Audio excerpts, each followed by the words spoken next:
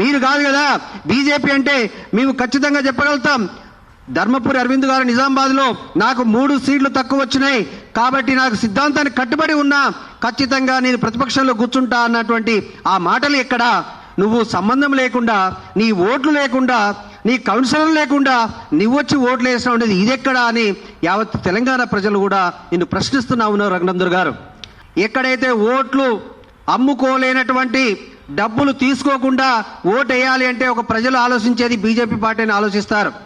ఈ రోజు వరకు కూడా బీజేపీ పార్టీ అంటే ఒక సిద్ధాంతం ఉన్నటువంటి పార్టీ, బీజేపీ పార్టీ అంటే డబ్బులకు అమ్ముడుపోలేటువంటి పార్టీ అని ఒక మంచి అభిప్రాయం ఉన్నటువంటి ఈ పార్టీని కూడా మీరు భ్రష్టు పట్టించినారు. రఘునందనరావు గారు, మీకు పిలిచి మీకు ఎంపీ సీట్ ఇచ్చి మిమ్మల్ని ఎమ్మెల్యేగా ఎంపీ గెలిపిస్తే మీరు బీజేపీనే తొక్కుతా ఉన్నారు. కాబట్టి ఖచ్చితంగా సంగారెడ్డి జిల్లా ఇస్నాపూర్ మున్సిపాలిటీలో చైర్పర్సన్ ఎన్నిక రోజు జరిగినటువంటి ఆ సంఘటన ప్రజాస్వామ్యంలోనే ఒక చీకటి రోజుగా మేము భావిస్తూ ఉన్నాం. ఈ యొక్క చీకటి ఒప్పందాలతో డబ్బు ఉంటే చాలు మేము ఏదైనా చేయొచ్చు, డబ్బు కోసం ఏదైనా చేయొచ్చు అనేటటువంటి ఒక దుష్ట బుద్ధితో ప్రవర్తించినటువంటి తీరు రాష్ట్రం మొత్తం కూడా సిగ్గుపడతా ఉంది. ఎన్నో గొప్పలు చెప్పుకునేటటువంటి ప్రజాస్వామ్యం అంటేనే నేను, ప్రజాస్వామ్య రక్షకుడు అంటేనే నేను ప్రజాస్వామ్య రక్షకుడును అని టీవీల ముందు పెద్దగా మాట్లాడేటటువంటి మెదక్ ఎంపీ రఘునందన్ రావు గారు, మీరు చేసినటువంటి ఈ యొక్క చర్య, మీరు ప్రవర్తించినటువంటి ఈ విధానం మెదక్ జిల్లా వాసులనే కాకుండా యావత్ భారతదేశంలో కూడా మీ యొక్క చర్య అనేది విస్మయానికి గురి చేసింది, ఆశ్చర్యానికి గురి చేసింది.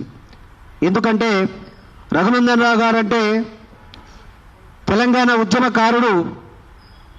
అదేవిధంగా ఎన్ని తాయిలాలు వచ్చినప్పటికీ కూడా, ఎన్ని బెదిరింపులు వచ్చినప్పుడు కూడా కట్టుబడ్డ సిద్ధాంతంతో ఉండి బీజేపీ పార్టీలోనే ఉన్నటువంటి వ్యక్తిగా తెలంగాణ రాష్ట్రం మొత్తం కూడా మొన్నటి వరకు అతన్ని గౌరవించేది.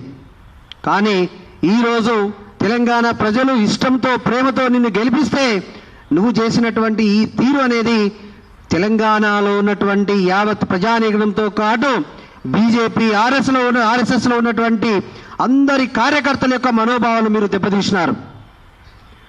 మీకు ఇస్నాపూర్లో ఒక్క బీజేపీ కౌన్సిలర్ కూడా గెలవలేదు.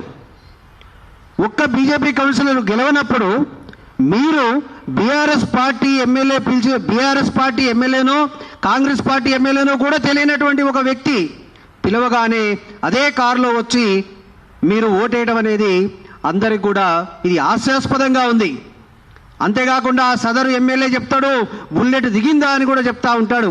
బుల్లెట్ దిగింది మున్సిపాలిటీలో కాదు మిత్రమా, బుల్లెట్ దింపింది ఈ ప్రజాస్వామ్యానికి. మీరు బుల్లెట్ దింపిండ్రు, మీరు ఈ ప్రజాస్వామ్యానికి తూట్లు పడిచారు మీరు ఇద్దరు కలిసి.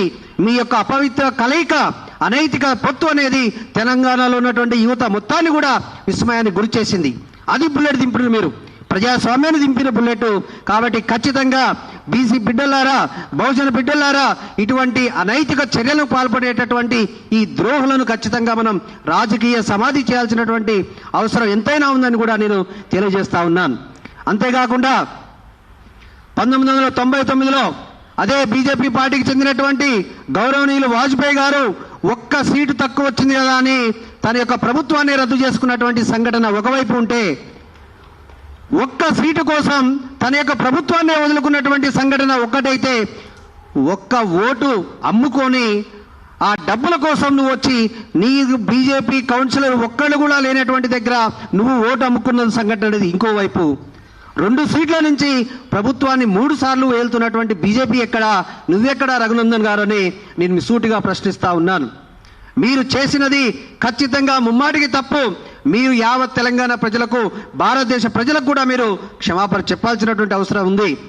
మీరు కాదు కదా బీజేపీ అంటే మేము ఖచ్చితంగా చెప్పగలుగుతాం. ధర్మపురి అరవింద్ గారు నిజామాబాద్లో నాకు 3 సీట్లు తక్కువ వచ్చినాయి కాబట్టి నాకు సిద్ధాంతానికి కట్టుబడి ఉన్నా ఖచ్చితంగా నేను ప్రతిపక్షంలో కూర్చుంటా అన్నటువంటి ఆ మాటలు ఎక్కడా? నువ్వు సంబంధం లేకుండా, నీ ఓట్లు లేకుండా, నీ కౌన్సిలర్ లేకుండా నువ్వొచ్చి ఓట్లు వేసినావు అనేది ఇదెక్కడా అని యావత్ తెలంగాణ ప్రజలు కూడా నిన్ను ప్రశ్నిస్తున్నా ఉన్నారు రఘునందన్ గారు. అంతేకాకుండా మీరు బీఆర్ఎస్ పార్టీ అంటారు, బీఆర్ఎస్ పార్టీ కూడా తెలివి కూడా మీకు లేకపోయా. కరీంనగర్లో వాళ్ళకు ఓట్లు ఉన్నా లేకపోయినా వాళ్ళు గైరాజున్నారు, వాళ్ళు ఓటు వేయడానికి బంద్ చేసుకున్నారు. ఆ తెలివి కూడా మీకు లేకపోయా రఘునందనరావు గారు. మీరు ఎంతో మందికి మీరు మాటలు చెప్తున్నటువంటి మీరు చేసినటువంటి పని ఏంది అని కూడా నేను ప్రశ్నిస్తా ఉన్నా. అంతేకాకుండా ముఖ్యంగా బీజేపీ రాష్ట్ర అధ్యక్షుల గారికి సూటిగా డిమాండ్ చేస్తా ఉన్నాం.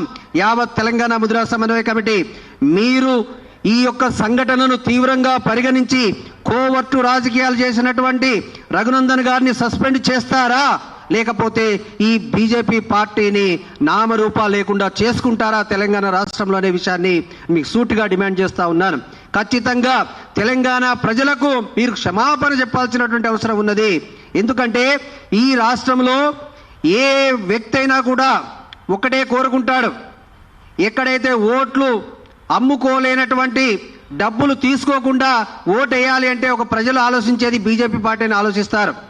ఈ రోజు వరకు కూడా బీజేపీ పార్టీ అంటే ఒక సిద్ధాంతం ఉన్నటువంటి పార్టీ, బీజేపీ పార్టీ అంటే డబ్బులకు అమ్ముడుపోయినటువంటి పార్టీ అని ఒక మంచి అభిప్రాయం ఉన్నటువంటి ఈ పార్టీని కూడా మీరు భ్రష్టు పట్టించినారు రఘునందనరావు గారు.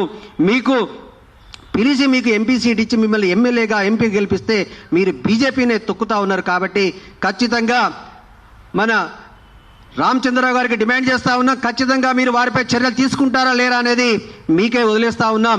అదేవిధంగా కేంద్ర యొక్క కేంద్ర అధ్యక్షులు కూడా మేము ఖచ్చితంగా డిమాండ్ చేస్తా ఉన్నాం. ప్రధానమంత్రి మోడీ గారికి డిమాండ్ చేస్తా ఉన్నాం. అదేవిధంగా మన యొక్క అమిత్ షా గారికి డిమాండ్ చేస్తా ఉన్నాం. ఇటువంటి కోవట్టు రాజకీయాలు అనేవి మంచిది కాదు. ఖచ్చితంగా ఇటువంటి కోవట్టు రాజకీయాలు జరిగితే ఖచ్చితంగా బీజేపీ పార్టీ అనేది అబాస్ పాల్గొనడం ఖాయం. కాబట్టి వెంటనే వారిపై చర్యలు తీసుకోవాలని, వెంటనే సస్పెండ్ చేయాలని కూడా, అదేవిధంగా రఘునందన్ గారు మీరు చేసినటువంటి తప్పును ఒప్పుకొని తెలంగాణ ప్రజల ముందు మీరు క్షమాపణ చెప్పాలని కూడా మీరు డిమాండ్ చేస్తా ఉన్నా. అదేవిధంగా నాకు సహకరించినటువంటి మిత్రులకు ధన్యవాదాలు తెలియజేస్తా ఉన్నా. Thank you very much.